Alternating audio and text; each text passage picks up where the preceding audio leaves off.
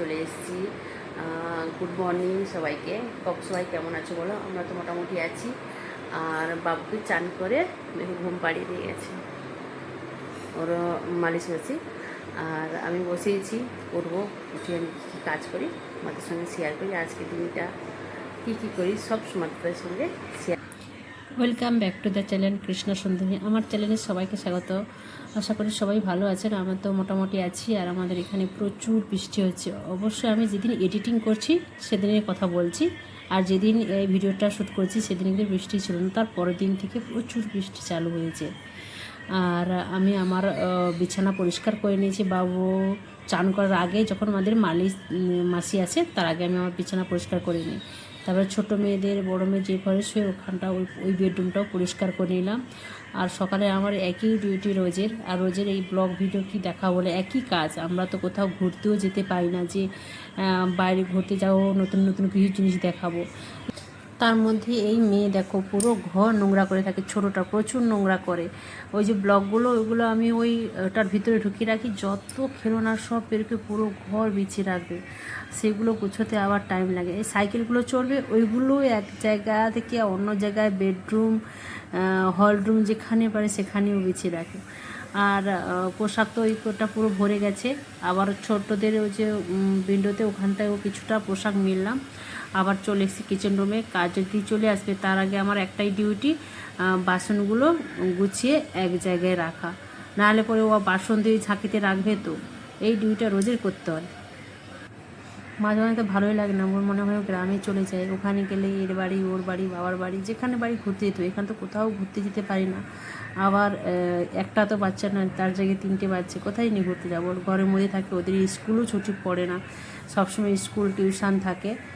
আর একসঙ্গে না সকাল পরে আমি একদম 10 বোতলে জল ভর্তি করে নিই। সারাদিন হয়ে যায়, আর বারবার করে আমাকে জল ভর্তি কিচেনে আসতে হয় না। ওই দেখো আমাদের কাজের দিদি চলে এসছে আর বলছে আমাকে, ক্যামেরা চালু করেছ? আমি বলছি হ্যাঁ। ও জানে যে আমার বাড়িতে যতজনে সবাই জানে যে আমি ভিডিও বানাই বলে। তো বললো, দিয়ে এসে চলে গেলো। আর বড়ো মেয়েকে বললাম তুই ভাত বসিয়ে দে, কারণ আমি এখনও চান করিনি। ওবার সবাই চান করে নিয়েছে, আমি এখনও করিনি, কারণ আমি ঘরের সমস্ত কাজ কমপ্লিট করে, রান্না তো হয় না, দুপুরেই হয়। ভাতের মধ্যে এত বেশি জল দিয়ে দিয়েছে, তাই ওকে বললাম যে জলটা একটু কম করে দে। তাই ও গ্লাসে করে করে ও কম করে দিয়েছে। এই ছুটকি বারবার আসছে, একবার বলছে আমাকে তোমার হেয়ার পিন দাও, আবার নিয়ে যাচ্ছে, আবার আমাকে দিয়ে যাচ্ছে। তাই আমি দেখো না এই জলগুলো সব ভরে দিলাম। সারাদিনে কোনো টেনশন থাকবে না, জল বারবার পিউরিফায়ার থেকে বের করানো।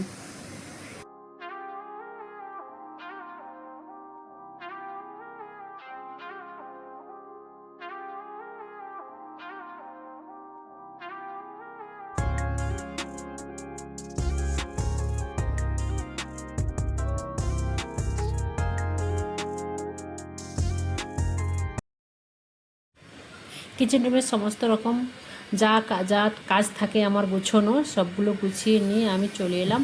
বাবুর রোজের যে পোশাকগুলো বেরোয় ওগুলো আমি হাত দিয়ে পরিষ্কার করি, কারণ আমাদের ওয়াশিং মেশিনটা অতটা ভালো নয়। ওদের ওয়াশিং মেশিনের ফিল্টারটা ওটা খারাপ হয়ে গেছে। একটা নতুন ওয়াশিং মেশিন কিনতে হবে, নাহলে বাবুর পোশাকগুলো যতদিন না কিনে আমাকে এরকম হাতে রোজের ধুতে হয়। আর যখন আমি সময় পাই ধুয়ে নিই, যখন আমার হাজব্যান্ডও চান করার সময় ও ধুয়ে দেয়, কারণ সবসময় তো আমার শরীরটা ঠিক থাকে না, তাই ও ধুয়ে দেয়, কখনো আমিও ধুই। দুজনেই মিলেই ঘরের সমস্ত কাজই করি, কারণ দুজনেই সংসার, দুজনকেই করতে হবে। এখানটা আর কেউ নেই আমাকে যে কাজ করে দিই। বরমশাই বাজার থেকে চলে এসছে, নিয়ে এসছে এখানে দেখো চিংড়ি মাছ। আজকে বেশি বড় চিংড়ি মাছ আনিনি, মেজরিটি এনেছি দেখো।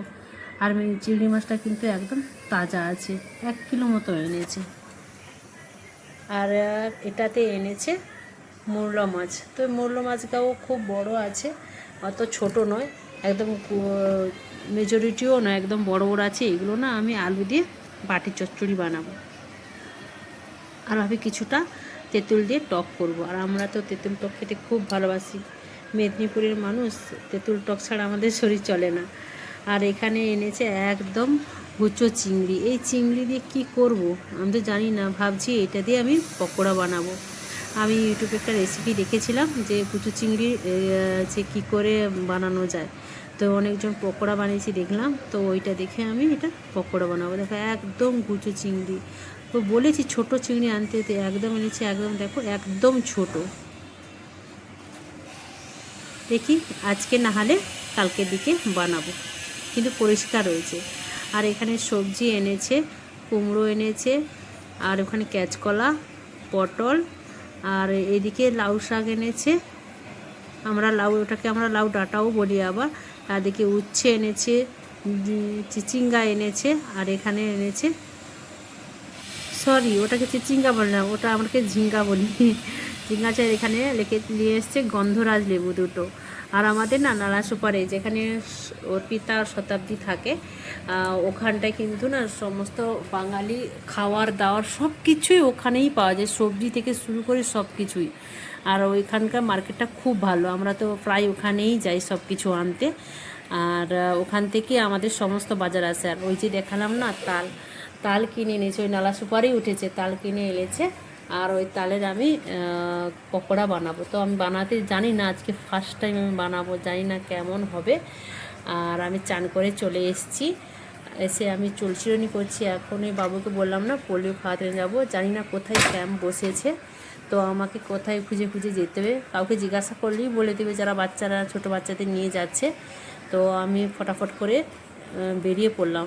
আমি চুলের কখনো নিচের দিকটা চিরুনি করি না, খালি উপর দিকটা চিরুনি করি আর এরকম করে বেরিয়ে যাই। এখানে কে দেখবে বলো, যে এত ভালো করে চুল বাঁধতে, তবে তো আমি আজকে বেঁধেছি, নাহলে কোথাও গেলে আমি খোপা করেই যাই।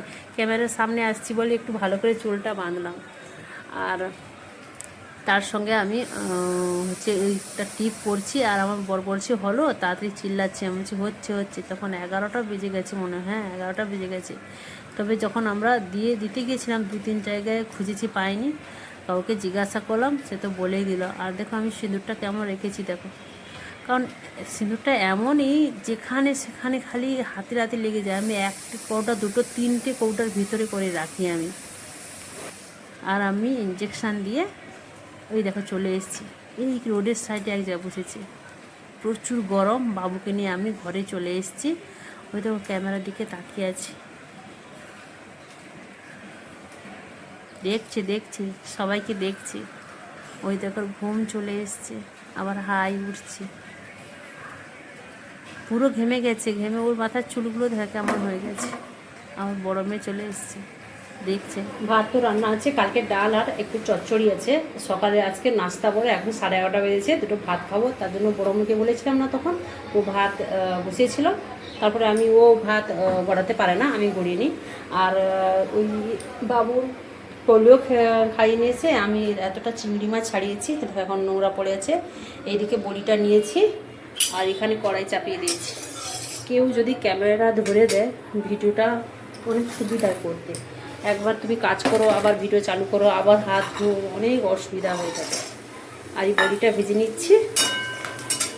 এই বড়িটা এই চিংড়ি মাছ ভেজে একসঙ্গে এটা মাখা করব।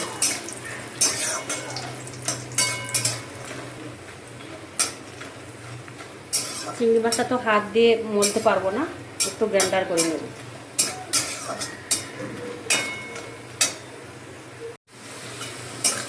নুন হলুদ দিয়ে দিয়েছি। এটাকে দেখো কত জল বেরিয়েছে, এখানকার চিংড়ি মাছে এই একটা খারাপ জিনিস, কত জল বেরিয়েছে দেখো। এই জলটাকে পুরো মেরে দেবো একদম বেজে।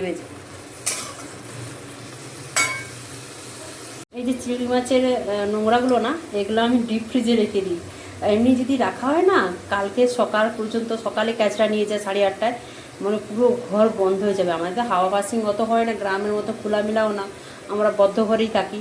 আর এটাকে আমি ডিপ ফ্রিজে রেখে দিই, আর কালকে সকালে ক্যাচড়ার মধ্যে দিই, আর পুরো ঘর বন্ধ হয় না। এটা আমাকে একজন শিখিয়েছে, আমিও কারোর ব্লগ দেখে হয়তো শিখেছি। আমি আবার বলছি, আমার আবার যে ভিডিও দেখবে সে আবার এইরকম করবে। এর টিপটা খুব ভালো, একবার করে দেখবে।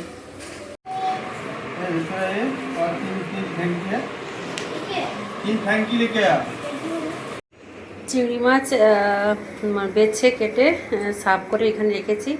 আর এটা চিংড়ি মাছের ঝোল করব। এদিকে লাউ ডাঁটা, কুমড়ো, কলা, পটল, আলু, বেগুন সব দিয়ে চচ্চড়ি। একটা ঝুড়িতে ধরেনি, বেশি আছে বলে। এখানে পটল ভাজা, বেগুন ভাজা, ওখানে মশলা করে রেখেছি, এখনও আদা রসুনটা বাটতে হবে।